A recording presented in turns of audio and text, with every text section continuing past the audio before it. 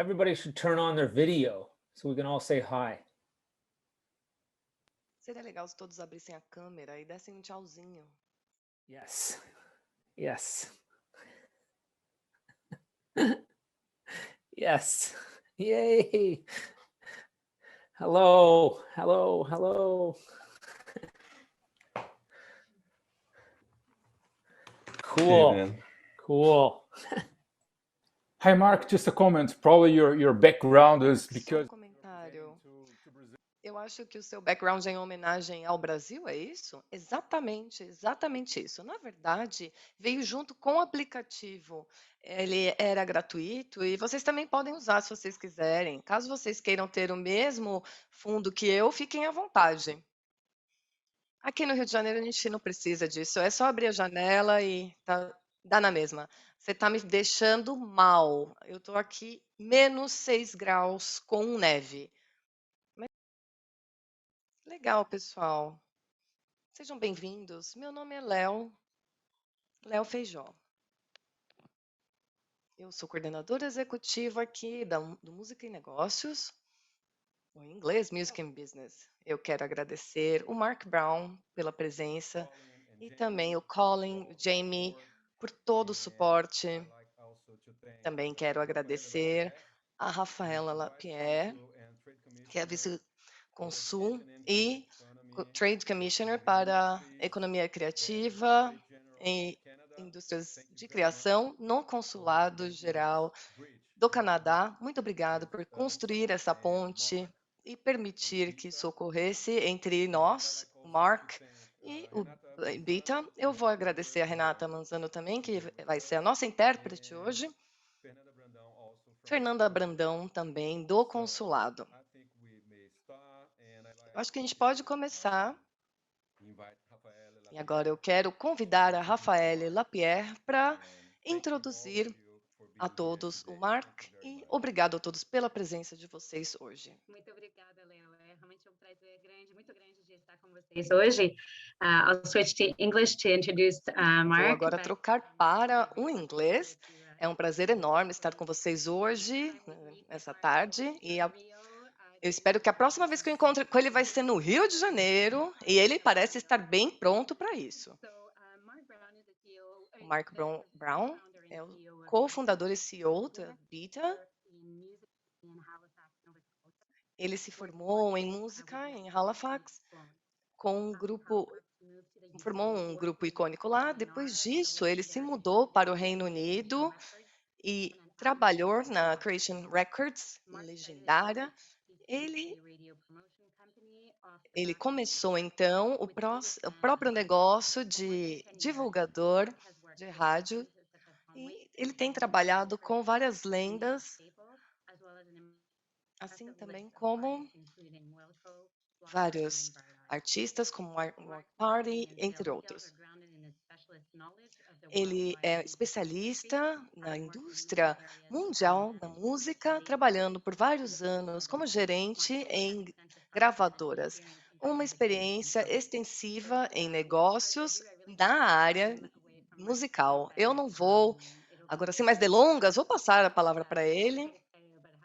E estou muito animada em ter a oportunidade de trabalhar com ele, para que ele fale para o público brasileiro sobre inovação. Obrigado a todos por estar aqui. Obrigada. Isso é maravilhoso, eu nunca fiz isso. Nunca falei com pessoas tão distantes assim ao mesmo tempo.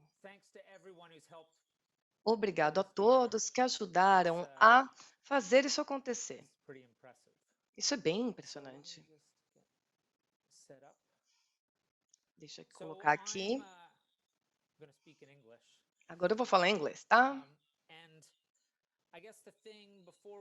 Eu acho que antes da gente começar, se vocês tiverem perguntas, podem jogar no chat, por favor. Eu vou responder qualquer pergunta, mas no final é mais fácil se a gente fizer assim. Se vocês tiverem qualquer problema, se vocês não conseguirem me ouvir, qualquer que seja a questão, por favor, me avisem. Para começar, As everybody said, my name is Mark Brown. como já falaram, meu nome é Mark Brown, eu sou fundador e CEO do Bita. Eu sou canadense, talvez vocês consigam pegar o meu sotaque, mas eu deixei o Canadá, me mudei para o Reino Unido e agora eu vivo em Estocolmo, na Suécia, como vocês podem ver aqui atrás de mim. É um dia maravilhoso, ensolarado em Estocolmo, assim como no Rio de Janeiro. Bita é uma plataforma que possibilita a todos receber e enviar áudio digital de uma maneira simples, prática e segura, feito para todos que trabalham com música hoje. Bom, essa aqui é a minha agenda, tá? Eu vou falar sobre a minha experiência primeiro, porque eu acho isso importante. Se vocês forem estudar sobre o negócio na indústria musical, ou se vocês forem músicos, vocês têm que ligar uma coisa à outra aqui. Eu vou falar um pouquinho sobre o que é o Bita e por que ele é especial. E depois eu vou falar um pouquinho mais sobre a jornada do artista, que eu acho que como empresa é muito importante a gente entender como os artistas se desenvolvem saindo de serem desconhecidos para serem conhecidos. Depois, em número 4, vou falar um pouquinho sobre como nós ouvimos, o How We Listen, hashtag. E, no fim, eu vou deixar agora mais algumas das melhores práticas digitais para vocês. Como eu já falei, eu sou canadense. Eu estudei na costa leste do Canadá, próximo a Boston, na fronteira no oeste do Canadá e Estados Unidos. Depois eu me mudei para uma cidade maior, chamada Halifax. Isso foi em meados dos anos 90. Eu, na verdade, não gostava de estudar, para ser bem honesto. E, inclusive, a gente estava falando sobre isso antes de começar essa apresentação. Sobre como, há 25 anos atrás, no meados dos anos 90, as pessoas não iam à escola, não iam estudar sobre música. As pessoas descobriam, encontravam o caminho delas nesse meio. Não havia um lugar específico onde você estudasse sobre isso. Bom, eu me mudei e aí eu conheci uma pessoa, conheci outra pessoa, que é o Colin Mackenzie, que está inclusive aqui, que trabalha com a gente, ele está nessa chamada. E ele trabalhava numa pequena gravadora chamada Murder Records. Naquela época eu ainda era meio estranha.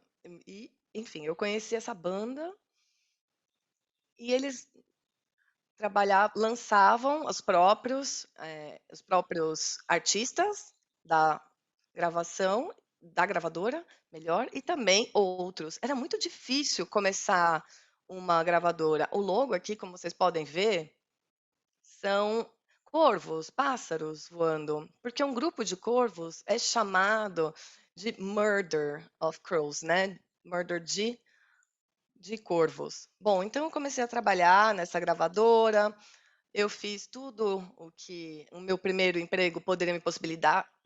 Eu fiz um tour pelo Canadá, acabei também fazendo tour com bandas, em festivais, em toda a América do Norte, fiz muita coisa diferenciada aí. Mas o que aconteceu é que depois de alguns anos, a gente viu que a gravadora estava ficando sem dinheiro e a gente precisava entender o que fazer para resolver isso. E aí eu decidi me mudar para o Reino Unido, mesmo só tendo visitado Londres uma vez na vida. Eu me mudei para lá e comecei a trabalhar em uma distribuidora de gravadoras.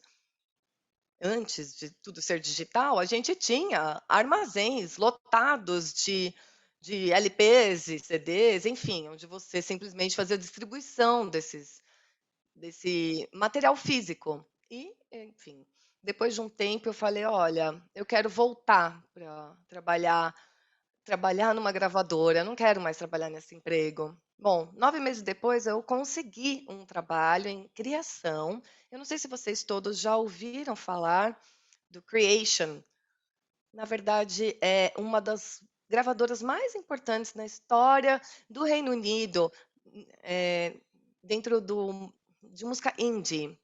E eles tinham acabado de contratar o Oasis, né? Eles eram muito fortes, uma das maiores bandas, inclusive, da história do Reino Unido. Então, assim, eles tinham vários fã-clubes, era uma loucura. Eu comecei a trabalhar com eles e também comecei a trabalhar procurando novos artistas para a Creation, além de ajudar as bandas a fazer as gravações de seus LPs.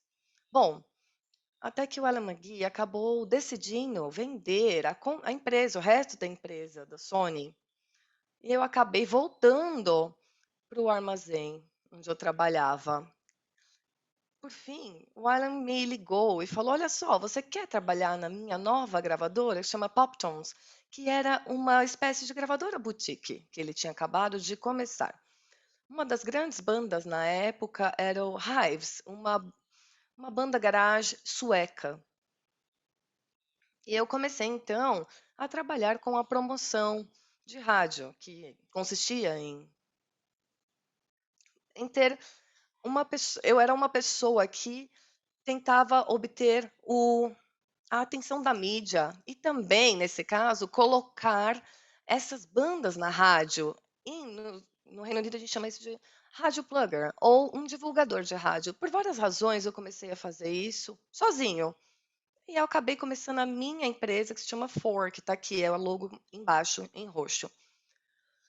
Bom, então eu ia na Radio One, estações diversas, BBC, Radio One, Two, e eu sentava lá e falava, olha, ouça esse disco, eu acho que você vai gostar, eles vão ficar muito conhecidos, confia em mim. Você literalmente senta lá, um perto do outro, coloca o CD, né, no CD player, e você fica ali naquela situação super esquisita, com alguém na sua frente ouvindo e pensando. Era uma experiência estranha, mas era uma forma muito interessante de como obter o feedback sobre os discos, se as pessoas gostavam ou não. Mas, assim, não se faz isso em outras áreas da área de informações. Bom, conforme eu fui fazendo isso, eu comecei a pensar, olha, acho que chegou a hora em que bom, era o momento em que o Dropbox estava ficando conhecido e o Sendit era a forma como nós mandávamos música um para os outros, MP3. E eu comecei a me dar conta de que se a gente fosse sair do mundo físico dos produtos, como LPs e CDs, para o mundo digital, até mesmo naquela época, 10 anos atrás, não iria funcionar da forma como as pessoas estavam falando que iriam fazer. O que a gente precisava era uma plataforma específica para enviar e receber áudios digitais, esse tipo de arquivo, para quem trabalha com música, desde os menores artistas até as maiores gravadoras do mundo. Foi assim que eu comecei o Bita. Bita é uma palavra em sueco que significa troca. Eu comecei, então, em 4 pessoas em Londres. A gente sequer tinha um escritório, isso foi muito antes de começar essa pandemia, tá? Mas a gente nem tinha um escritório, a gente pensava, a gente pode trabalhar de casa, não tem problema, isso é mais fácil. E por fim, uma de nós, a Jen, ela falou: Olha, eu vou mudar para a Austrália. E eu pensei: Bom, isso é a pior coisa que poderia acontecer com a nossa empresa. O que vai acontecer? Vai ser o fim do nosso negócio. E na verdade, ela se mudou lá para a Austrália. A única coisa que mudou para a gente foi a diferença no horário, claro, diferentes zonas. Como vocês estão no Rio e eu estou aqui, enfim. Mas foi assim que o Bita nasceu e foi por isso que eu decidi me mudar para a Suécia, porque eu pensei, já que a Jen foi morar na Suécia, quer dizer, na Austrália, eu quero morar em Estocolmo. Isso significa isso, que o nosso negócio agora tem uma equipe totalmente distribuída pelo mundo. Eu estou tem gente em Londres, eu estou no Estocolmo, a Jane na Austrália, o Jamie, ele mora no Reino Unido, o Colin, que também está aqui, ele mora em Montreal, a gente tem gente lá em Halifax ainda. Ou seja, tem gente no mundo inteiro. E isso é tão normal, né? Até o Spotify, é assim que eles estão também dirigindo a empresa deles. Mas quando a gente começou, a gente já começou desse jeito. Mas foi por isso que aconteceu. Voltando ao Bita. Eu acho que nesse slide eu tenho aqui um artigo que saiu no Forbes. E essa mulher, a Kristen, ela é muito inteligente. Ela escreveu um artigo sobre a gente porque eu acho que ela entendeu muito bem o que a gente estava tentando fazer. A gente vai falar um pouco mais sobre isso ainda. mas tantas músicas novas são carregadas no Apple Music, no Spotify, o tempo todo, que é muito difícil acabar conseguindo atenção. Se você pensar no que eu tinha falado para vocês há 20 anos, era muito difícil até gravar um disco. Agora é mais fácil. Então ficou fácil lançar música, mas difícil de ser notado. Essa foi uma grande mudança e deve ser o foco para qualquer um que trabalhe na indústria musical ou seja um artista. Essa jornada entre lançar uma música até conseguir a atenção. E é sobre isso que a gente vai falar um pouquinho. Então, quando as pessoas descobrem sobre uma música antes delas serem lançadas, a gente tem 3 categorias. Os serviços genéricos de transferência, como o WeTransfer, ou específicos como o SoundCloud, ou outros, que é o que eu chamo de serviços promocionais com marca d'água, como o PlayMP. Normalmente, essa é a forma como as pessoas conseguem compartilhar essas músicas entre diferentes plataformas. E aí eu pensei, não, acho que a gente precisa de uma única, em que a gente faça o negócio acontecer de acordo. E esse cara concorda comigo, ele é amigo meu, ele trabalha na BBC Radio One, e foi ele ajuda a decidir quais são as faixas que vão ser tocadas na rádio. Eles têm uma reunião em que eles sentam, eles ouvem todos os lançamentos que eles vão querer colocar na rádio, e aí eles falam, olha, isso é muito legal, e a gente vai precisar dar suporte, ou seja, colocar muito para tocar. A Radio One, eu acho que é uma das estações mais importantes de rádio aqui no Reino Unido. Essa frase do Chris aqui dá importância. O que ele está falando aqui é o seguinte, que por conta dessa bagunça aqui, há tantas maneiras diferentes de você enviar música, é que para ele seria mais fácil ouvir coisas no CD, porque se ele precisar encontrar o que ele quando ele precisava, né, encontrar algo que ele queria nos CDs, ele tinha uma pilha de CDs e ele falava: "Ah, bom, eu quero ouvir esse aqui". Ele classificava de alguma forma os CDs dele e ele achava facilmente, mas agora links, e-mails e esses links de áudio acaba dificultando muito o trabalho dele. O Chris entendeu muito bem qual é o problema, porque é o trabalho dele ouvir música o dia todo. Por que o Beat é diferente, então? Porque a gente dá controle da sua música a você. A gente consegue colocar um upload rápido e também bastante seguro para compartilhamento. Você também consegue ouvir, fazer o download e gestionar os áudios. No caso do Chris, por exemplo, a gente facilita o trabalho dele. E essa é a chave do sucesso aqui nesse caso. E, por fim, a gente garante que haja um alto nível de segurança. Their music leaking or people hearing it before they should. So, but what really makes Beat Mas o que faz o Bita tão especial, afinal? 3 coisas. A gente escreve e envia e lê em metadados. A gente também trabalha com formatos de arquivo de áudio e qualidade, ou seja, você pode fazer o upload em um formato e compartilhar em outro. E por último, você tem um streaming muito rápido e seguro. São essas 3 coisas que fazem do Bita diferenciado. Bom, não vou falar só sobre ele, na verdade. Eu vou falar também sobre as nossas metas. E as nossas metas são fornecer aos artistas e suas equipes, por exemplo, um artista independente, as pessoas que trabalham com ele ou que trabalham num selo, e dar suporte a todos. Nossa meta é fornecer aos artistas e suas equipes as ferramentas e conhecimento para que eles consigam avançar em suas carreiras. E como a gente faz isso? Bom, o Beat é uma ferramenta para compartilhamento de sua música. Ele te ajuda a fazer com que a sua música vá até as pessoas que querem ouvi-la. Mas a gente também começou um microsite que se chama Como Nós Ouvimos, que é o conhecimento. Por quê? Se você não sabe com quem entrar em contato, por quê e como entrar em contato, você não consegue avançar. E isso é tão importante quanto compartilhar a sua música para as pessoas. Bom, a melhor forma de explicar como a gente vê estas partes essenciais da jornada do artista, eu vou falar sobre uma série aqui de posts para um blog que eu escrevi. E um deles é o Onde Está? Eu falo nele sobre a minha carreira, que eu comecei de um jeito e acabei de outro.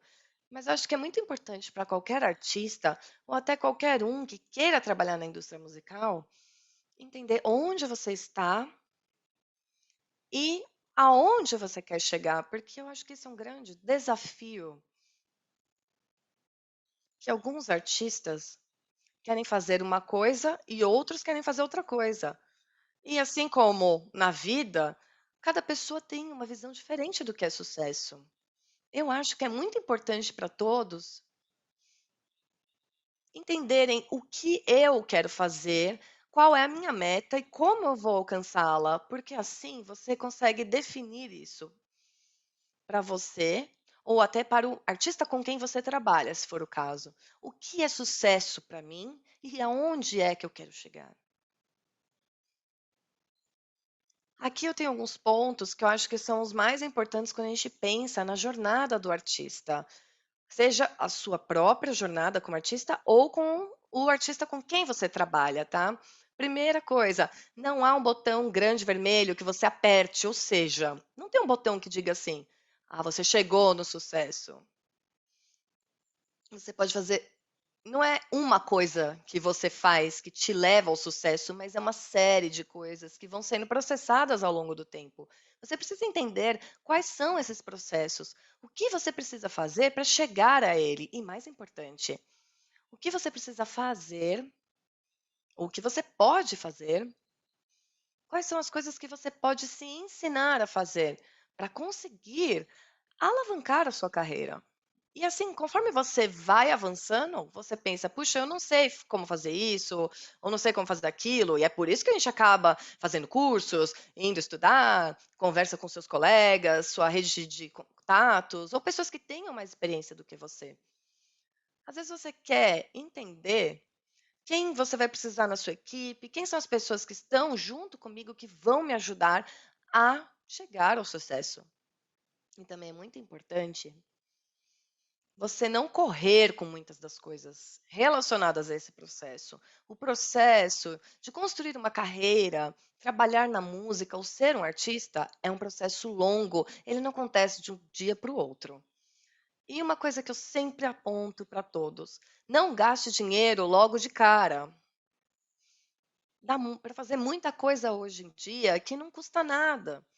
E muitas pessoas podem chegar e falar: olha, paga para fazer isso, paga para fazer aquilo. Dinheiro não é a solução, especialmente no início da carreira. O segundo blog post que eu escrevi foi sobre o que eu chamo de tensão descentralizada. Ou seja, o ecossistema da música é um mundo com várias partes e de interação, vários pontos de interação, o que eu acho que é muito diferente. O ecossistema musical, quando você compara ele com outras indústrias, ele é super diferente. E como essas peças se encaixam, você na verdade não consegue saber quem está no comando ao certo, quem é o chefe, vamos colocar assim. Não é uma coisa clara, faça isso, aquilo e vai funcionar. Então eu vou mostrar aqui para vocês do que eu estou falando. Aqui eu vou dar até um zoom para vocês enxergarem melhor. Mas é assim que a gente vê como o ecossistema da música funciona. Espero que todos estejam enxergando. Se vocês olharem na parte superior, aqui à esquerda, na parte superior esquerda, eu estou apontando, este é o artista. Se você pensar em como era antes da pandemia da Covid-19, como a gente trabalhava, o artista ia a um local e tocava a sua música, e se desse certo, ele acabava encontrando, conhecendo uma pessoa que poderia ajudá-lo a ter mais shows, mais mais trabalhos. De repente, ele conseguiu um agente e ele faria um tour. E quem sabe ele chegasse a ser internacional e fizesse tours pelo mundo. Mas é muito mais complicado do que isso. Às vezes, você pode ter um empresário ou trabalhar com um produtor. Ou talvez eles pulem o empresário e vão direto para o selo. Ou talvez o artista inicie sua própria gravadora. E a promoção, como você consegue a atenção? A mídia, rádio, que era o que eu trabalhei, a TV. Há um monte de ângulos diferentes para a gente tentar ver. Até na semana passada eu ouvi isso. Às vezes alguém começa aqui, olha só, na parte direita. Eles começam sendo bem-sucedidos por conta de uma marca. O que é muito difícil quando você começa a trabalhar com música é que você acha que haverá passos simplificados em que você vai seguir uma ordem que seja muito óbvio o que você vai fazer. Mas o importante, quando a gente olha isso aqui, esses desenhos, é que eles são mapas mentais em que você pode fazer da forma que você quiser, você pode pegar qualquer uma dessas direções. Você pode pular de um para o outro. Você pode, de repente, passar aqui para filme e TV, que é uma coisa super conhecida no momento. Não há um jeito único de fazer as coisas na indústria musical. Isso pode ser bom, mas também pode ser intimidador. A gente não sabe nem por onde começar. Aqui, os meus pensamentos mais importantes que eu trago para vocês é: pensem em como as pessoas descobrem a música no gênero que você está trabalhando. Por exemplo, jazz. Muito provavelmente essa pessoa vai ter uma experiência diferente nessas interações do que uma pessoa que trabalha com hip hop. Ou seja, você precisa pensar, se você estiver trabalhando, seja você um artista ou se você trabalhe com um artista, o que funciona melhor para cada um, quais são as melhores rotas para que você consiga obter atenção.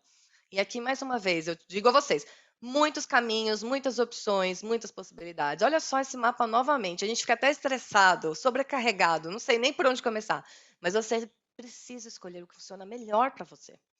E mais uma vez, você vai fazer o seu próprio caminho, a sua história. Você vai pesquisar o que você está fazendo, falar com os selos, outros artistas, pessoas que estão no caminho ou pessoas que já chegaram lá e entender o que funcionou ou não para eles. Bom, eu mencionei antes sobre o nosso microsite, que é o #HowIListen. E o Jamie vai colocar, ele está colocando, aliás, vários links para vocês no chat, tá? Isso aqui surgiu pelo seguinte: quando você está tentando encontrar o seu caminho para o sucesso, as suas opções, entender como as pessoas vão gostar da sua música dentro do seu gênero, você começa a entender o seguinte. A gente ouve muitas pessoas falando sobre como as pessoas descobriram a música de uma forma extremamente simplificada. E uma das coisas tem a ver com os algoritmos, mas eu vou trazer isso para você. Algoritmos não são o nosso salvador. Eu amo o Spotify, eu ouço muito, inclusive eles são aqui de Estocolmo, de onde eu estou, onde eu moro. Eu vejo o Daniel Leck andando pela rua, inclusive ele está sempre por aquele pessoa que fundou o Spotify. Mas não é porque a sua música está no Spotify que você vai ser bem-sucedida. Ou, se você trabalha com um artista, é só isso que você tem que focar no Spotify.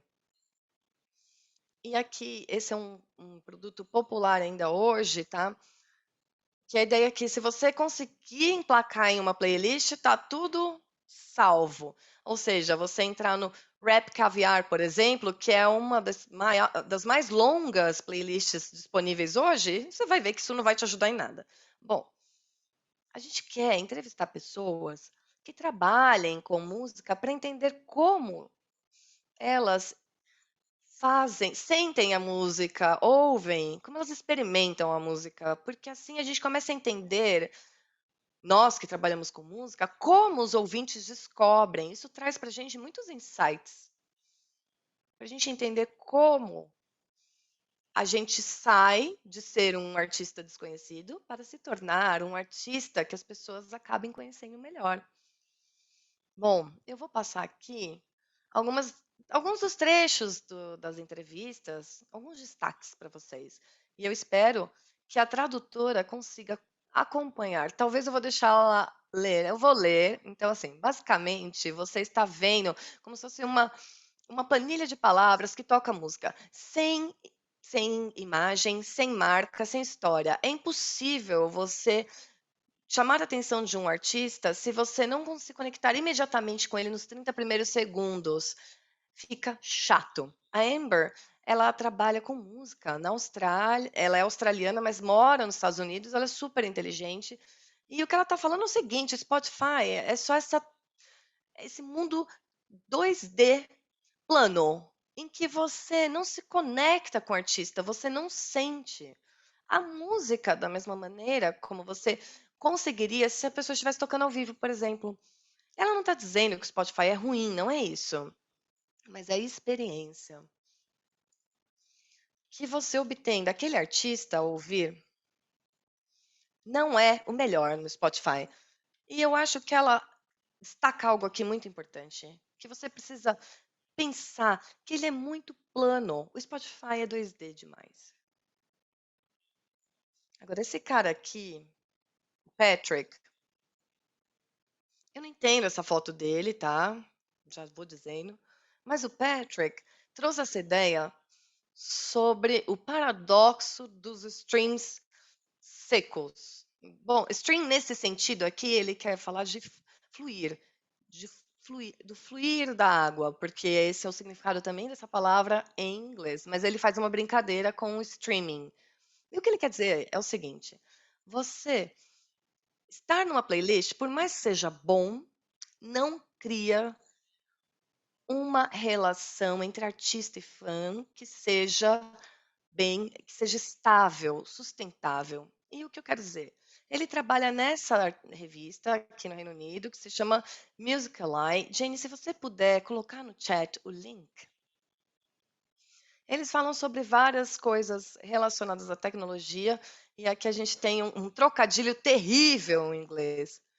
Enfim, que você fala up shit creek, quando você tem um problema, algo que deu muito errado. Ele adora um bom trocadilho, como vocês podem ver. Mas o que ele traz aqui, esse paradoxo, é que, mais uma vez, não tem uma coisa única que vai te dar uma solução perfeita entre você sair do desconhecido para o conhecido, sair do não bem-sucedido para ser bem-sucedido. Essa relação que você constrói, ela é orgânica com com o seu público.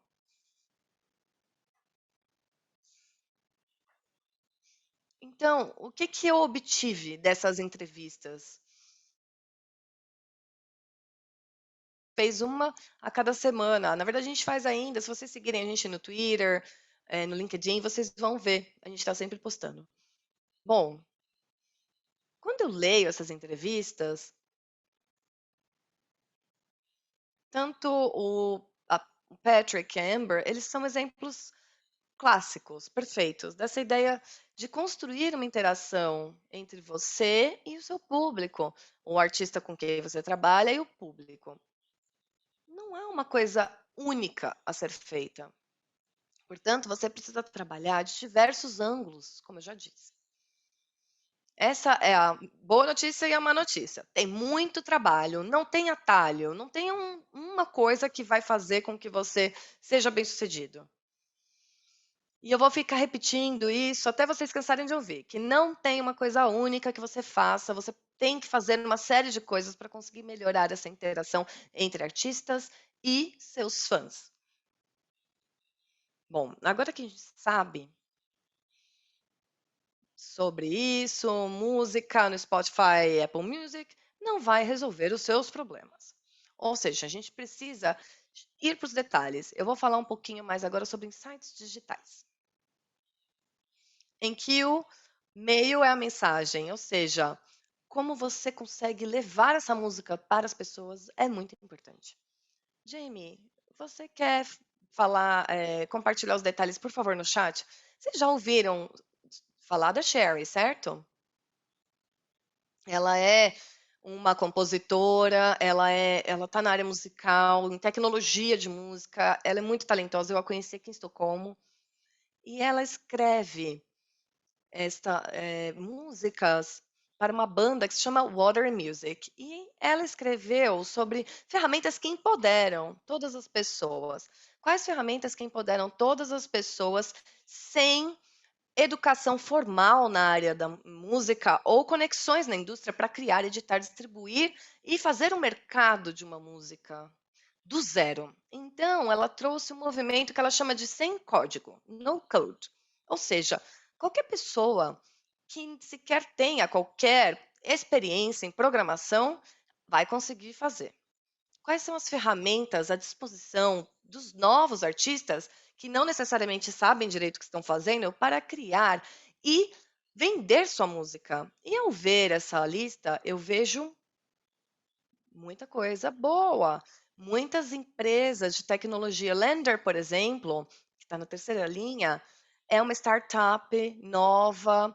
O CD Baby, para você distribuir as suas músicas para plataformas de streaming. Tem muita coisa interessante. Mas o que me surpreendeu mais é que não havia plataforma. Isso aqui está um pouco desatualizado, tá? Mas não havia plataformas para compartilhar a sua música para as pessoas antes dela ser lançada. E aqui nessa frase dela, ela retoma o que eu estou falando também, mas eu vou ler. Em geral, o contexto é difícil de automatizar e requer muita criatividade humana, manual, pensamento e introspecção. E é por isso que a maioria das plataformas de tecnologia que tentam automatizar essa estratégia acabam falhando. E eu acho que essa é uma das melhores frases que eu já ouvi a respeito disso. O que ela quer dizer aqui é o seguinte, que uma empresa de tecnologia não vai conseguir resolver a questão criativa que é inerente ao ramo musical. É isso que eu leio aqui. Todos nós não vamos conseguir avançar mais rapidamente pelo caminho que a gente vai ter que passar para conseguir alcançar o sucesso. Pensem nisso. A gente precisa de pensamento, criatividade humana e introspecção. Ou seja, não adianta você ter uma ferramenta. Você tem a ferramenta para levar sua música para as pessoas, mas ela não vai fazer o trabalho para você. Mas a gente vai conseguir te ajudar um pouco. É aqui que a gente começa a falar sobre Bita e sobre como o How e Listen, como eles trabalham juntos para levar a sua música às pessoas, seja como artista ou com os artistas com quem você trabalha. Conectar com as pessoas, falar com eles, entrar em contato com eles, seja você mesmo, segundo. Você tem que entrar em contato, construir as conexões e construir um contexto sobre quem você é e o que você faz. E uma vez mais, seja se você é um artista ou se você está trabalhando com artista ou trabalhando nesse ramo da indústria musical, as pessoas têm que entender quem você é. E é exatamente o que a Amber citou. O Spotify não necessariamente dá oportunidade aos artistas de projetarem quem eles são. E esse contexto é essencial. E por fim, saiba o que você pode fazer sozinho. De novo, eu vou falar isso várias vezes, tá? Mas aprenda o que você pode fazer sozinho. E essa é a parte mais gratificante de trabalhar na música. Você pode sim fazer coisas sozinho. Bom, agora a gente sabe que dá para fazer você mesmo, que para ser bem-sucedido, você vai ter que chegar a outras pessoas. Você precisa de ajuda. Ninguém sabe quem eu sou. Eu preciso da mídia, eu preciso que as pessoas toquem minha música na rádio, eu preciso de um agente, alguém que reserve os meus jobs, enfim, um empresário. Você precisa de tudo isso. E você precisava disso muito antes de lançar sua música no Spotify ou que seja, numa loja. Você tem que pensar muito, muito adiante sobre essa rede de suporte que você precisa. E é aí que o Bita entra.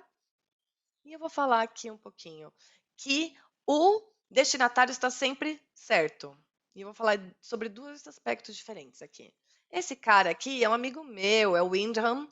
Ele mora em Berlim, na Alemanha, e ele é compositor há muitos anos já. Ele é compositor, ele também opera um selo, ele é diretor de documentários, ele é empresário, ele faz um monte de coisa. E ele fala o seguinte aqui, quando a gente fez essa entrevista para ele, ele falou: olha, a gente sempre quer fazer o stream de tudo. E aí tem muita música. E aí, rapidamente, você joga o stream desse álbum, vê se ele é bom, e aí decide se você quer baixá-lo ou não. Eu acho que é uma forma muito normal de abordar isso. Mas esse cara aqui, o Vish, é canadense e trabalhou na CVC vários anos. Ele fala algo totalmente diferente. Eu, geralmente, prefiro fazer download. Como eu viajo muito, eu prefiro ter a estabilidade dos meus arquivos e também não ficar comendo o meu plano de dados. E no streaming eu acabo não ouvindo muito. E até que eu baixe. Já o Windham prefere o stream. O Vish quer fazer o download. Ou seja, a gente começa a ver aqui qual é o problema e por que você precisa pensar quando você estiver compartilhando música com as pessoas, você quer o suporte, mídia, você tem que pensar nisso. Eu tenho que fazer com que seja o mais fácil possível para que as pessoas ouçam a minha música. Porque se eles não ouvirem o que eu estou lançando num selo ou como artista o que eu estou criando, é impossível. Você não consegue avançar. Esses dois exemplos mostram muito diretamente que o que funciona para um pode não ser bom para o outro. Por isso é muito importante a gente pensar como a gente compartilha a nossa música com as pessoas. Outro ponto, e é por isso que eu mencionei metadados no começo, mas é importante a gente entender o seguinte. Metadata, que é a informação que está dentro dos seus arquivos, como vocês veem aqui à esquerda, aqui, de uma música do Notorious B.I.G., eu peguei isso do iTunes. Isso é muito importante. A gente tem que garantir, quando a gente envia as nossas faixas para as pessoas, como o Vish ou Windham, você garanta que estas informações estejam ali. E eu vou contar para vocês por quê. Porque esta mulher, a Clotilde, que é francesa, que mora em Londres e trabalha na 4AD, que é um selo indie muito conhecido em Londres, em South London. E ela disse: eu não sou fã de links em e-mails, de baixar links de e-mails. Geralmente os nomes são esquisitos, 099922.mp3. E aí você tenta depois buscar isso no iTunes e nunca mais consegue. Ou seja, quando ela vai tocar uma faixa no iTunes e todas essas informações não estão disponíveis, ela não sabe quem ela está ouvindo. Ou seja, se você teve sorte de conseguir e você ouve e fala: nossa, é maravilhoso. Talvez você, inclusive, seja artista ou até um empresário. E aí você pensa: poxa, que bom, eu gostei. E quem sabe eu lance no meu selo, no 4AD. Mas se ela não conseguir saber quem você é, como? Ela vai entrar em contato com você? Isso acontece o tempo todo. Eu sei que parece uma coisa básica, mas esses são problemas gigantescos.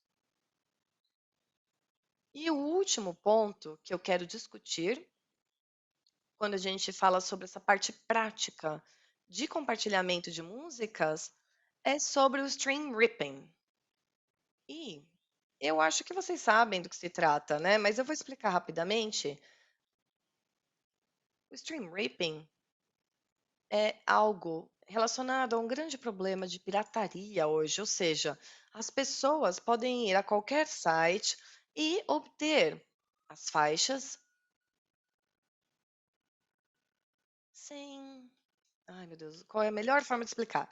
Bom, você, você consegue passar por cima da segurança, baixar os arquivos no seu próprio computador e compartilhá-lo sem nenhum tipo de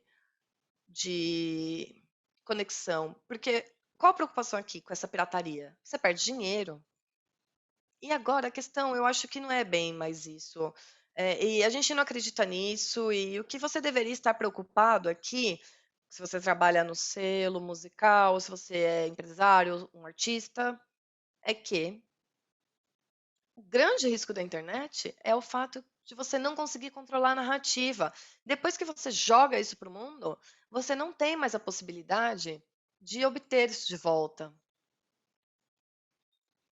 Ou seja, se a sua música fica vulnerável ao stream ripping, ou seja, as pessoas pegam e compartilham, mesmo dentro de um sistema, num ecossistema musical ou público em geral, você já não tem mais controle da narrativa e do seu storytelling. E é por isso que eu estou trazendo isso. Não estou dizendo, não se preocupe com isso, enfim, mas eu quero que vocês pensem não apenas na questão do dinheiro, mas quando você compartilha a sua música com as pessoas, o que você está colocando ali é de fato a melhor versão do que você está fazendo? Mais uma vez, como eu falei lá no começo, as pessoas às vezes correm e acabam mandando faixas inacabadas.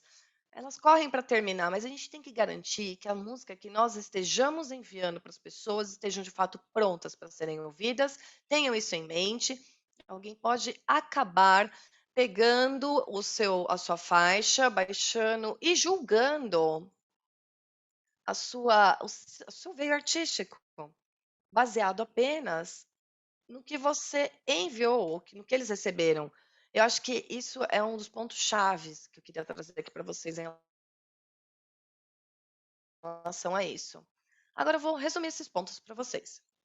A gente sempre tem que considerar o ouvinte, quem está recebendo. Como a gente vai chegar até eles? A gente quer que eles nos ajudem a construir nossa carreira. Ou se você estiver trabalhando no selo, você quer garantir que essas pessoas te deem apoio no seu selo. Ou seja, considere o que eles precisam. O que facilita para que eles ouçam as músicas que vocês estão enviando a eles. Essa é a prioridade número 1.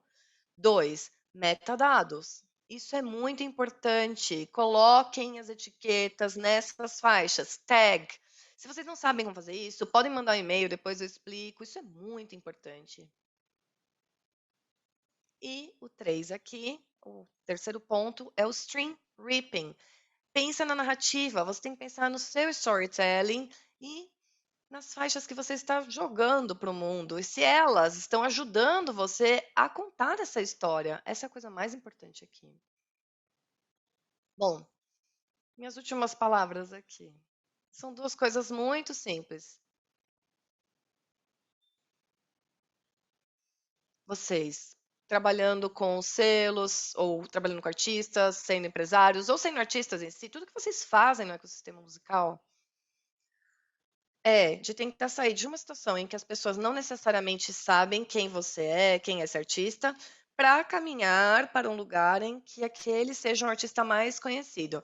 E essa jornada nunca está muito clara, tem várias reviravoltas no caminho, como eu já falei. A gente tem que visualizar o que a gente quer realizar. E não há uma coisa simples que faça com que tudo se encaixe. Talvez você sinta aí que isso vai dar certo, mas ao longo do caminho você vai testando coisas. O que você tem que ter em mente é como a gente ouve a música, como as pessoas nesse gênero musical, no país onde você vive, como eles descobrem as músicas. A forma como vocês encontram músicas novas no Brasil pode ser diferente do Reino Unido, Canadá ou talvez aqui na Suécia. Mas haverá sim similaridades e é isso que é animador. Você pode se dar conta disso sozinho por meio dessa jornada que você vai fazer. Você tem todo o poder para fazer isso, empoderem-se para fazer isso e pensem como as pessoas ouvem música. E o número 2, você realmente tem que estar 100% consciente do fato de quando você compartilha música com as pessoas, particular, em modo particular, você está procurando ajuda e tentando facilitar a vida dessas pessoas para que elas consigam ouvir essa música. Vocês sabem o quanto pode ser difícil, às vezes, você pegar uma música do Dropbox ou do WeTransfer ou esses SoundClouds, enfim, às vezes tem problema no link. Todas essas questões, você tem que garantir que você consiga, que você saiba o que você está fazendo quando você compartilha a sua música, não importa a conversa que você tenha, o quanto eles estão interessados. Se eles não conseguirem ouvir a música que você está compartilhando, você não vai conseguir ir adiante. Bom, é isso. Isso é tudo que eu tinha para compartilhar com vocês. Eu vou parar de compartilhar a minha tela. Olá a todos.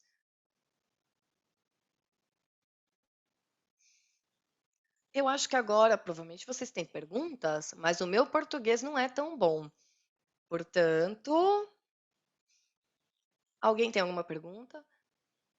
Obrigado, Mark. Obrigado, Mark. Eu tenho várias perguntas. Mas eu vou esperar que outras pessoas iniciem.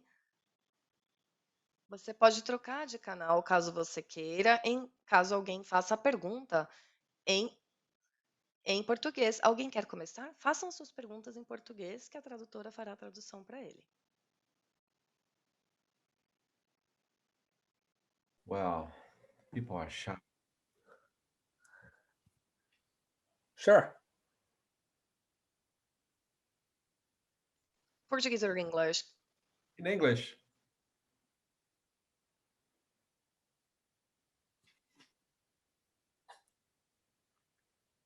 Sobre a falta de privacidade e preocupações em relação a isso. Você usa algum tipo de tecnologia blockchain, por exemplo, para aumentar essa segurança? Uma curiosidade. Quando a gente faz isso, a gente lida com duas coisas diferentes para a segurança. Não tem hyperlinks, é uma tecnologia que nós construímos, e a gente também oferece a marca d'água. Sabem o que é marca d'água, né? Eu vou explicar rapidamente, caso alguém não saiba. É muito comum, foi muito comum no ramo musical, por anos, conseguir enviar uma faixa para alguém com um som inaudível dentro da faixa que poderia ser rastreado até o seu ouvinte, até quem recebeu, o destinatário. Ou seja, essa é a marca d'água. Você coloca, embute esse código dentro desse link. Ou seja, se esse link vai parar em outro lugar, a gente consegue rastrear o receptor original. Isso não resolve o problema como um todo, mas é crucial para as pessoas, porque o negócio musical ele é construído com base na confiança. Então, muitas pessoas recebem música antes mesmo do lançamento, e aí você está confiando que a pessoa vai ouvir antes do lançamento. Por exemplo, os compositores, eles recebem muita coisa, e se um desses links vazar, eles vão ter um problema enorme. A gente não tem tecnologia blockchain, mas essas são as duas medidas de segurança-chave que nós temos. A gente consegue. Eles não conseguem fazer esse ripping, ou seja, se eles baixarem, eles não conseguem fazer o ripping, e outro é a marca d'água. Obrigado. Mark, eu quero perguntar, quem são seus concorrentes hoje? Bom, na verdade, qualquer um. O Dropbox, WeTransfer, Google Drive, todos eles. Mas eles não são feitos especificamente para música. Eles são concorrentes porque as pessoas estão usando ainda. O SoundCloud, por exemplo, o Bandcamp, porque você consegue compartilhar música em privado, mas eles têm limitações. E esses outros serviços para você embutir a marca d'água também são concorrentes meus. Eu acho que a gente tem todo tipo de concorrência, na verdade. Alguém mais quer fazer alguma pergunta? Alguém mais tem perguntas? As pessoas estão me pedindo acesso à gravação dessa sessão. Sim, fiquem tranquilos, vamos compartilhar com vocês, tá? Se o Mark concordar, claro, sem problemas. E vocês também podem entrar em contato comigo se tiverem perguntas. Ou se quiserem bater um papo, eu adoro bater papo com a galera.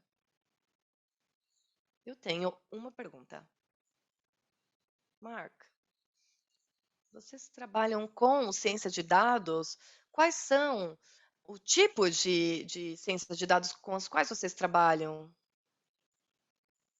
Com cientistas de dados? O que você quer dizer com isso? Ou seja, vocês precisam de conhecimento de Big Data, ou como extrair, como pesquisar, o que os clientes estão ouvindo, seus clientes. Vocês fazem esse tipo de trabalho?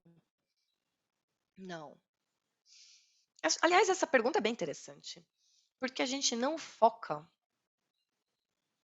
ou melhor, a gente foca mesmo, porque há o lado técnico, garantindo que seja fácil para que as pessoas ouçam o que elas estão recebendo, mas a gente não foca em dados agregados, nada disso. A gente trabalha mais numa relação social. Ou seja, a gente passa muito tempo fazendo essas entrevistas com os usuários, quem são os usuários que enviam e os que recebem música também. Nosso foco, então, está muito mais no nível de usuários do que em Big Data. A gente não trabalha muito com dados nesse sentido. Faz sentido? Sim, obrigada. Fez todo sentido. Muito obrigada. Mark, eu tenho outra pergunta relacionada a isso.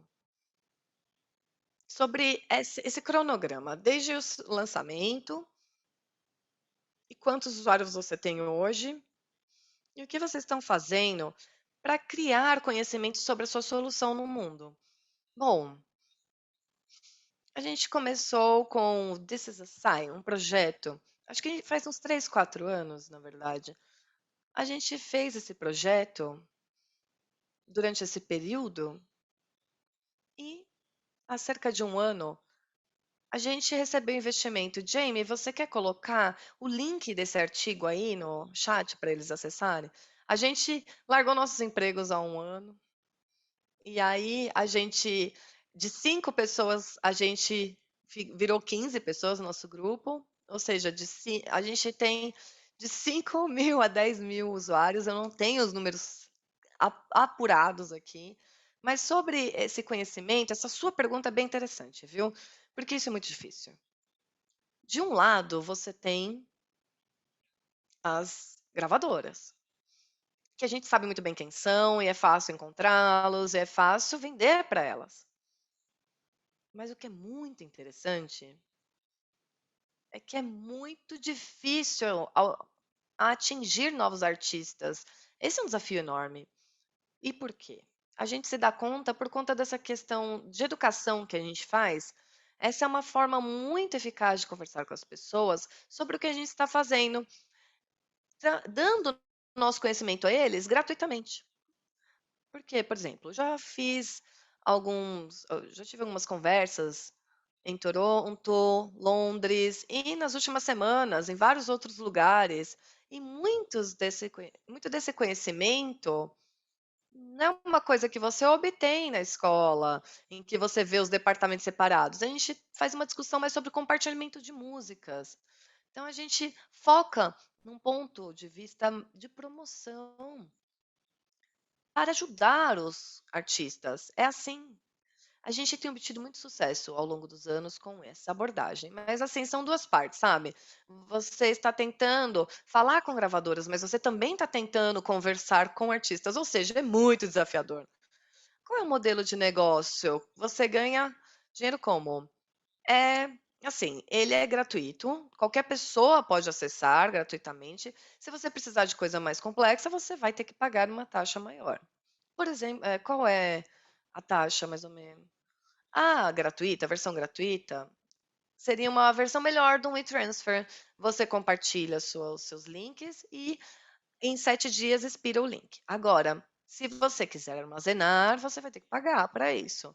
Se você quiser, por exemplo, compartilhar um evento, ter mais tempo do que uma semana, por exemplo, você enviou um disco todo para a pessoa e está lá parado há algum tempo, você pode colocar outros tempos para expirar aquele link, 24 horas, por exemplo. Ou você pode pagar pela marca d'água também, isso é uma outra funcionalidade. Em outras plataformas, eles te forçam a pagar funcionalidades que você não deseja, mas no nosso não, a gente tem vários pacotes dependendo da sua necessidade. Marcelo está perguntando aqui se você tem planos de se tornar uma loja de música, music store, considerando que os artistas, músicos, não têm controle sobre. Ele está falando dessa lacuna de valor dentro das plataformas de streaming que muitos outros artistas provavelmente gostariam de vender diretamente a música deles. Essa é uma boa pergunta. E muita gente nos pergunta se nós vamos fazer certas coisas, mas eu acho que o problema que a gente está tentando resolver aqui é tão complexo que eu tenho uma preocupação aqui de perder meu foco, sabe? É muito difícil fazer com que esse compartilhamento de músicas privados seja corretamente realizado. E, assim, eu acho que em relação a essas lojas de música online, eu acho que o Bandcamp já está fazendo um trabalho incrível. E eu acho que deve ser enorme no Brasil, o Bandcamp. Você tem acesso, é bem conhecido? Está crescendo. Eu gosto muito. Jamie Froh, Bandcamp. Jamie, coloca o link do Bandcamp para que todos saibam do que eu estou falando. Mas é um lugar incrível para vocês venderem música ali, viu? Olha, Marcelo, a gente não vai fazer isso porque o Bandcamp já está saindo muito bem fazendo isso.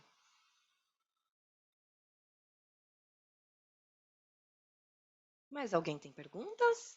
Bom, eu quero te fazer uma pergunta, então. Os músicos reclamam sobre essa lacuna de valor. E o parlamento inglês, inclusive, está negociando, discutindo novas medidas para controlar. Eles estão analisando os números do Spotify, Deezer, etc. Mas algumas pessoas dizem o seguinte, que as gravadoras as mais importantes, as maiores, são os vilões aqui. É isso? O que você acha? Eu acho. Bom, eu trabalhei já com artistas independentes pequenos, com grandes gravadoras, com grandes selos, grandes bandas, enfim.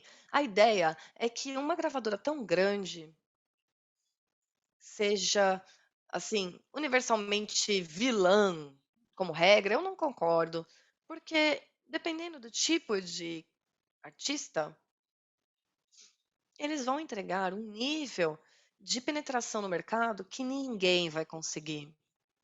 Então, se você toca indie, música indie, só com violão, enfim, só instrumental, provavelmente você não precisa disso. Mas se você for uma banda pop, você vai precisar de uma grande gravadora. Tem muito papo em relação a isso. Como artista, você precisa entender qual é o melhor caso para você, baseado no seu tipo de música. Eu sei que todo mundo quer uma resposta clara a respeito disso, mas nunca é tão claro, gente.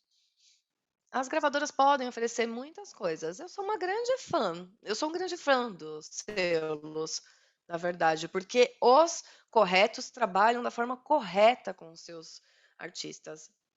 Agora, as plataformas de música como Spotify, por exemplo, eu amo o Spotify, na verdade. Mas eu acho que é importante a gente falar aqui. Eles estão vendendo uma narrativa da forma como eles veem o mundo. E eu acho que é muito importante que essa não é uma história acabada ainda. E o Spotify, eles não ganham tanto dinheiro, acabam não pagando tão bem os artistas. O Spotify ainda não está ganhando tanto dinheiro. Eu não sei se há um que seja mais maléfico que o outro, mas é fácil apontar o dedo para os outros, entendeu? Eu acho que como artista ou como alguém que trabalha muito próximo a artistas, você tem que ver cada situação conforme elas vão surgindo.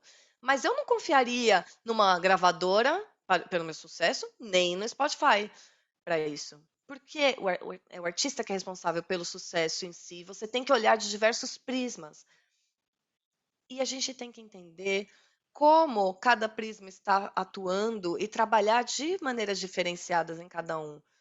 E você não tem que confiar completamente nem numa gravadora, nem no Spotify para alcançar seu sucesso. Obrigada.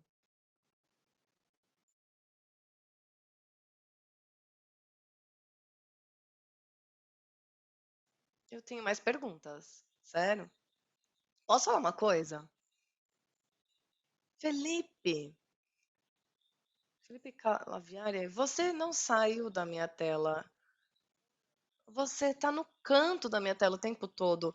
E eu estou impressionado com o seu estúdio aí, sua configuração. Tá maravilhoso. Eu só queria falar isso. É o meu estúdio de projetos. Amei. Maravilhoso, amei.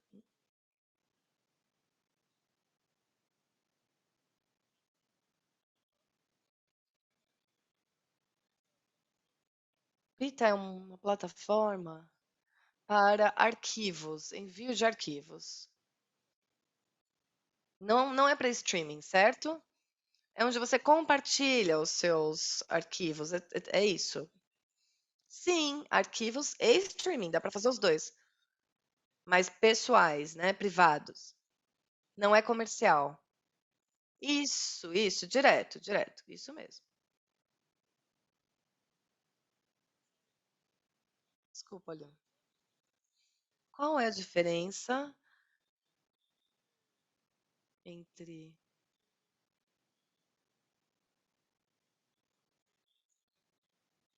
freelancer e team? O freelancer é no caso de você ter um usuário. Agora, o team, se você tiver um grupo de pessoas,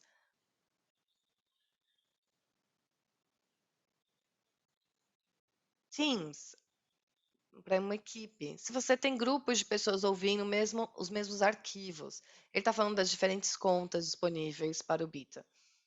Então, você pode fazer grupos para o caso de ser empresas grandes.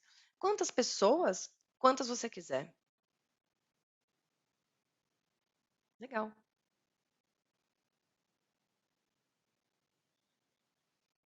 Olha, Mark, eu queria te perguntar sobre inteligência artificial.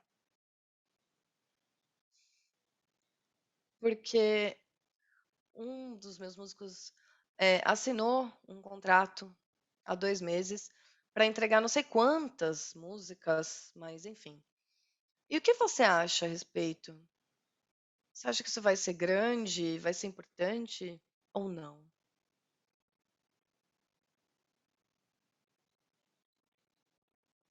Eu acho que tudo isso é muito interessante.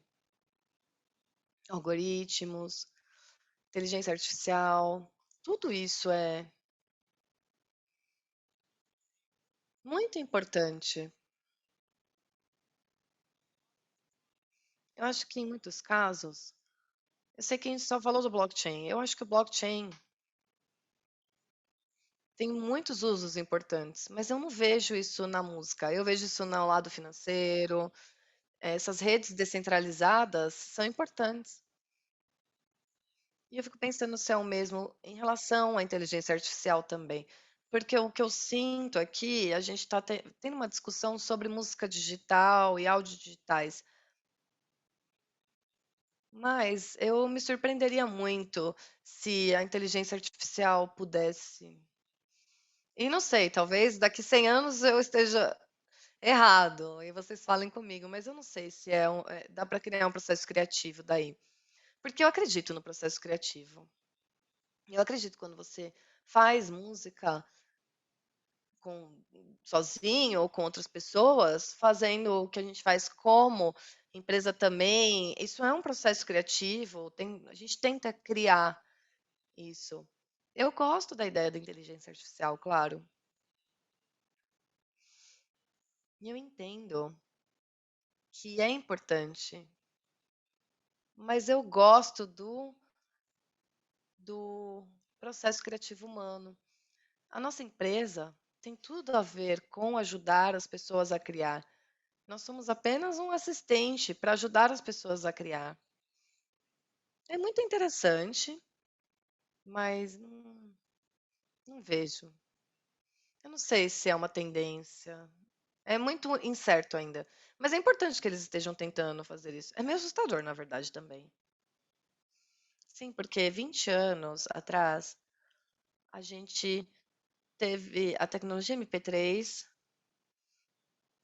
e a gente sabe exatamente o que aconteceu com a indústria musical depois disso. Portanto, será que a gente não poderia pensar que daqui 20 anos a tecnologia vai mudar tudo novamente na indústria musical? Ah, você vai deixar todo mundo estressado aqui desse jeito. A gente acabou de passar pelos últimos 20 anos. Dá um tempo pra galera. Tá bom. Não, você tem razão. Tá, você tem razão. É isso que também é animador, emocionante. Mas tanta coisa mudou nos últimos 20, 30 anos. Mas o jogo não mudou ainda. O jogo, para você fazer música e ser artista, não mudou. Os detalhes mudaram, mas a busca ela é a mesma. Acho que essa é a pergunta que eu faço aqui, na verdade. Se a inteligência artificial for entrar no ramo musical, como ela vai entrar? Ela vai mudar os alicerces? Porque o streaming mudou de algumas formas, mas as pessoas ainda se animam com a música de maneiras que é impossível a gente articular, sabe? Esse sentimento que você tem. Isso é muito assustador. Se você conseguir, por exemplo, prever os hits e isso é assustador. Remover toda a ideia do que faz com que uma música seja popular e aí todas as músicas possam ser previstas como grandes sucessos, mas eu acho que isso não vai acontecer. Alguém mais tem alguma pergunta? Legal. Bom, eu tenho mais uma pergunta. A gente ainda tem 15 minutos para finalizar esse workshop. Eu gostaria de perguntar sobre os, os lugares, as casas de show. O que você acha que vai acontecer com essas experiências ao vivo que nós tínhamos, conhecíamos, e como as pessoas vão se comportar depois que a pandemia for controlada? Quando as pessoas tiverem a oportunidade de voltar aos shows, você acha que algo vai mudar? Essas experiências online, essas lives, vão ser mais frequentes nas nossas vidas?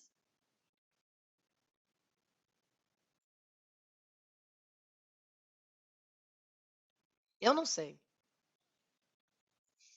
Olha, o que eu notei, na verdade, nas últimas semanas, pelo menos, é que há alguns grupos de pessoas, enfim, que eu conheço há 15, 20 anos, amigos que moram em Londres, há alguns deles que estão deprimidos de fato, porque eles não podem mais tocar. Parece que eles perderam algo. E eu quero pensar que isso tem que voltar a acontecer, da forma como era. Porque negar algo que é tão, é até primitivo. Essa cultura dos clubes, não só ir tocar, mas você ir a um clube noturno, raves, etc. Isso é uma parte muito importante da cultura musical que tem que voltar a acontecer. Mas, de certa forma, é bem assustador que a gente não tenha podido fazer isso durante tanto tempo. Eu, de fato, não sei. Não sei. É muito difícil até imaginar, mas eu espero que a gente retome a normalidade. pelo menos quando eu penso nessas pessoas que vivem pela música, para a música, porque a melhor forma da gente viver a música é assim. Então tem que voltar. Eu não consigo nem imaginar. É assustador pensar se não voltar. Eu também espero que sim. Olha, parece que a gente tem uma pessoa que quer fazer uma pergunta. Luciana? Sherman? Hi, Mark. Olá, Mark. Hello, Olá. hello. Mark, do you think Você we acha will have a piracy of streams in the que a next gente vai year ter if the phonographic industry make streaming? the same mistakes Se as a before? indústria fonográfica cometer os mesmos erros que cometeu antes, se vai ter outro problema de pirataria, é isso que você falou? Foi isso? Yeah, yeah, É yeah. isso? Ah, ok. Problema de pirataria. Bom, eu acho que o problema nunca desapareceu, na verdade. Muitas pessoas obtêm a música de formas que não deveriam ser feitas. Por exemplo, o stream ripping que eu citei é um problema muito grave ainda. Eu acho que as pessoas. A passagem da música, que é o que eu falei um pouquinho para vocês, a passagem da música de uma pessoa para várias é a forma como a pirataria atua. Mas eu acho que o problema atualmente com a pirataria é que um pega do outro, vai passando para o outro, enfim. Eu acho que nunca vai ser como antes, como há 15 anos, os grandes problemas que a gente teve já com pirataria. Mas eu sinto que a pirataria vai continuar sendo um problema. Porque se alguém tem algo que ainda não foi lançado, especialmente um artista grande, todo mundo quer ouvir. Então as pessoas vão encontrar formas de obter antes e espalhar para outras pessoas. Eu acho que isso vai seguir sendo um problema, claro, de formas diferentes, como o Leo e eu estávamos conversando agora, o Léo, né? Sobre os shows e inteligência artificial, as coisas não param de mudar, mas eu acho que vai continuar sendo um problema, não tão grande. Temos outra pergunta, Carla? É por isso que você levantou a mão, Carla? Depois da Carla, o Eugênio. Carla, seu microfone está fechado.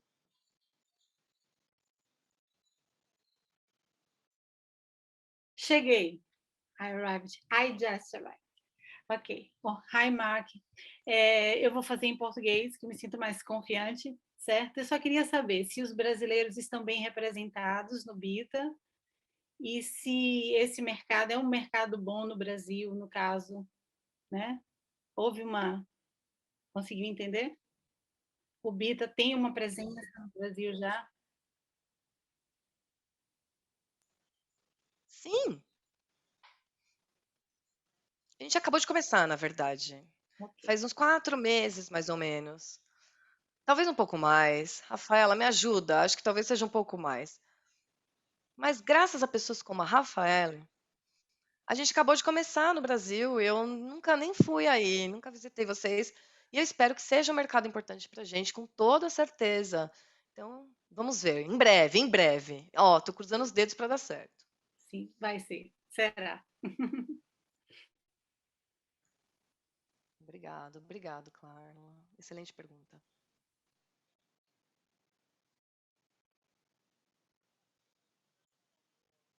Uma pergunta rápida agora. Você disse que esse era um trabalho e que você tem um bebê de 1 ano. A Luciana também compartilhou aqui no chat. E a gente está rindo aqui, falando que você tem 45 anos, muito velho, para criar coisas novas. E algumas pessoas aqui, como eu, que ainda tem mais do que 45 anos. Não, você é super jovem, você é mais novo que eu. A gente está pensando sobre criar novas coisas, novidades nessa indústria musical. E eu quero ouvir de você o que você sente do seu bebê que está crescendo e receber mais investimentos. Eu acho que é um momento muito interessante da sua vida, né? A plataforma é o seu bebê. Bom, eu sei que há muitos desafios pela frente, muitos riscos, mas eu quero ouvir a parte boa e os riscos também. Eu acho que conduzir uma startup é como estar numa banda. É bem parecido. Você é um artista. Você dá um salto de fé. Você tenta algo que você não tem a menor ideia de como vai terminar. E isso é bem assustador. Você mencionou a questão fatoridade, né? A gente mencionou um artigo aqui algumas vezes, na verdade mencionou em um trabalho que a gente fez, que a maior parte do tempo que a gente ouve o pessoal de 20 anos, que são eles que criam novas empresas, isso não é verdade não, são os carinhas mais velhos como eu que criam as empresas. Porque a gente tem experiência.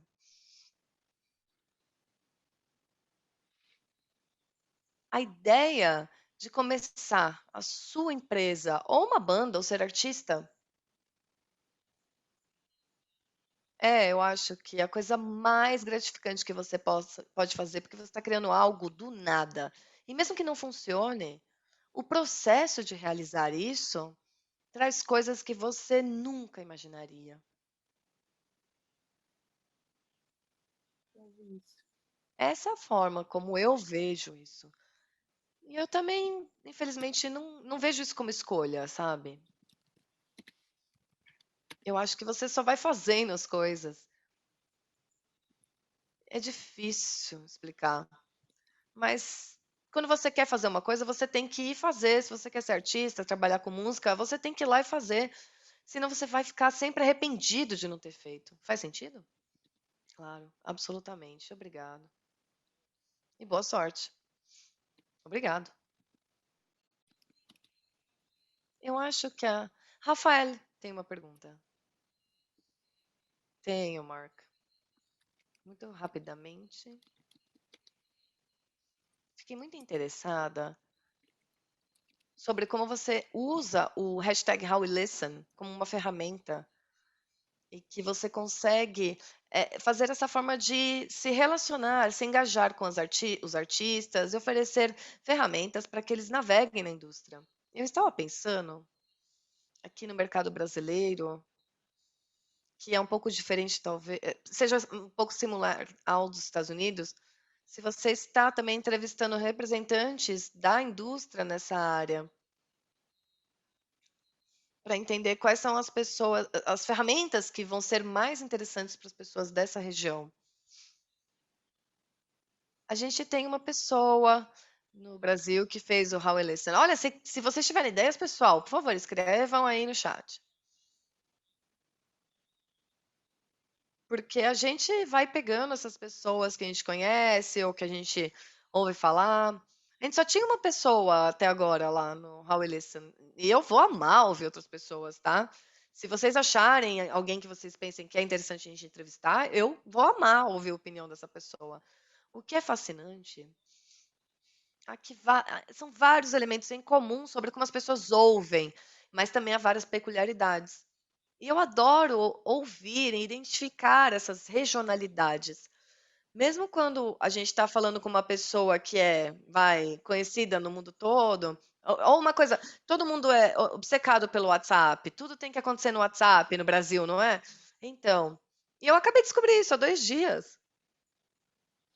Eu acho isso incrível, eu adoro saber como as pessoas poderiam ouvir música pelo WhatsApp, por exemplo. Mas, ó, qualquer ideia, se vocês tiverem ideias de entrevistas, por favor, me avisem. Ah, já está chegando. Obrigada. Bom, eu tenho vários outros, na verdade. Certamente. A gente ainda tem 4 minutinhos.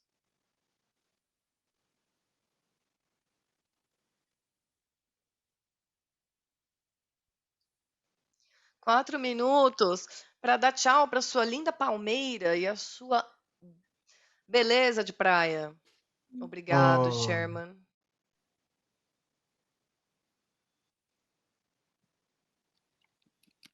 Luciana, Ramon. A gente precisa ter o produto final para mostrar para você ou só uma amostra já seria o suficiente? Mas qual o contexto?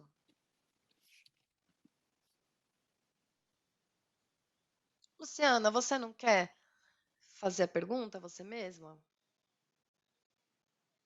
Eu não sei se eu entendi o processo todo, porque a aula foi incrível, mas eu ainda sou muito verde em várias áreas. Eu sou compositora e pianista e eu estava aqui pensando, tá, eu quero mostrar minha música para o mundo todo. E como eu posso fazer isso? Eu tenho algumas gravações, mas eles não são o produto final para colocar no Spotify, por exemplo. Ainda é uma coisa muito caseira, gravada com celular, enfim. Eu só queria saber qual é a melhor forma. Realmente fazer a gravação do produto final para mostrar para você ou uma amostra o suficiente? Ó, é, essa é uma pergunta muito interessante, porque é uma coisa que eu mencionei aqui. Quando você aborda as pessoas e você quer que elas fiquem interessadas na sua música, seja numa gravadora, no selo, etc., é importante uma coisa, você sente que a música que você fez até agora não está perfeita, mas você sente que ela te representa bem? Sim. Sim, a música sim, representa e há uma narrativa por trás, há uma história. E foi composta num contexto. Mas você acha, então, que as gravações são boas o suficiente para que as pessoas consigam ter uma boa sensação, uma boa noção da música? É, eu gravei no meu celular. Talvez tenha alguns pássaros de fundo. Aliás, isso pode funcionar muito bem também. Ou talvez uma moto. Isso não é legal, não. Ó, regra geral: não pode ter motos de fundo na sua música. Mas eu acho que é muito importante quando você envia a música para as pessoas pela primeira vez, que eles consigam se dar conta de que aquela é a primeira experiência deles e você quer passar a melhor impressão possível. Então eu não posso responder essa pergunta, na verdade, porque o fato é que a música não precisa estar perfeita. Se você está falando com um produtor, por exemplo, e aí você quer mandar para ele e pedir ajuda para que ele te ajude a melhorar a música, ele vai entender isso. Agora, se você for buscar a estação de rádio mais conhecida do Rio, e aí você pega e manda e fala: olha, toca essa música aqui no meio-dia. E eles falam: nossa, tem motos de fundo nessa gravação. Então, assim, depende. Mas é muito importante você ter feito essa pergunta, bem importante, tá? E é bom que você tenha isso em mente. Por exemplo, se eu tiver uma página SoundCloud com a minha música, é o suficiente para enviar para você, por exemplo? Sim, se você quiser me mandar, claro. E aí eu vou falar se você deve mandar para outras pessoas. Aliás, quer saber? A gente então tem um acordo aqui, tá? Boa ideia. Ah, eu vou mandar para você, tá? Ah, beleza. Vamos lá, pode mandar. Não mandou ainda? Manda. Legal, obrigado. Eu vou mandar. Eu vou mandar por e-mail. Pode deixar, por favor. Será um prazer. Luciana, a gente tem uma parceria com o estúdio de gravação aqui no Rio para todos os alunos que estão no curso de Music Business, negócios de música. Ai, obrigado. Eu estou um pouco travada nessa questão da demo e do produto final, enfim. Obrigado. Bom, 6h30, 6h31, na verdade. Eu quero agradecer o Mark Brown e todos do Bita que compareceram aqui hoje. Jamie, obrigado.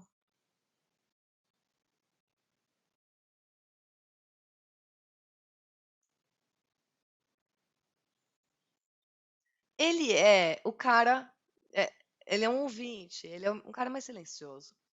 Rafael, obrigado. James, você quer falar alguma coisa? Quer se despedir?